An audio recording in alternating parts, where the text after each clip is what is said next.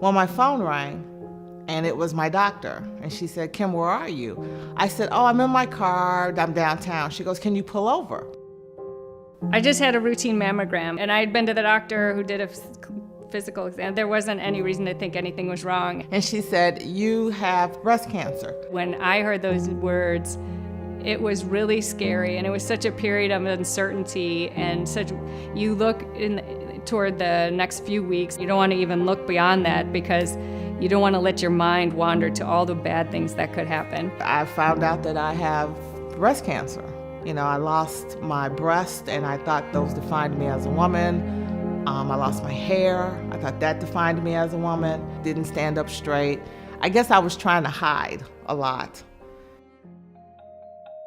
I have a great friend, Robin, who is a member of Row. She said, I want you to meet my Row team. I thought, well, what the hell, I'll do this and maybe take my mind off stuff. When I joined Row, they wouldn't let me hide a lot, because you're forced to, when you're sitting on that erg, you're forced to sit up straight. And I found myself doing that in my everyday life. I found the courage to present myself as I was, because this is who I am now. I was almost through with my treatment, and I came to an erg practice. I remember one of the members saying to me, you're amazing, you're in treatment, and you're doing this. She just made me feel like a real athlete. And there's a whole room full of ladies who not only have had this, gotten through this in recent years, or sometimes it's many years, and I would just look at them and what they can do now. So to be able to see women living, thriving, being awesome was something that I would just replay at night when I would start to get worried. I'd say, well, what about her? Well, what about her? And that was a huge lift for me. We have everybody on our team. Nobody is turned away. Doesn't matter if you've had an athletic background, doesn't matter what size, shape. And you can participate just like everyone else. It's not like there's the fast people and the slow people. You're all on the ergs together, going back and forth. And exercise gives you an opportunity to have a different identity and come here and have a community of people who've been through this experience, but that's not what you're talking about all the time. It's just what happened to be the thing that got you in the door. But to me, the bigger point is that it helps you define who you are as something different than just somebody who has cancer. And Jen and Sheena and Devlin and Barb, they have inspired me to try to give back. So I started coaching indoor rowing. This is the way that I find to give back, is to give others what was given to me.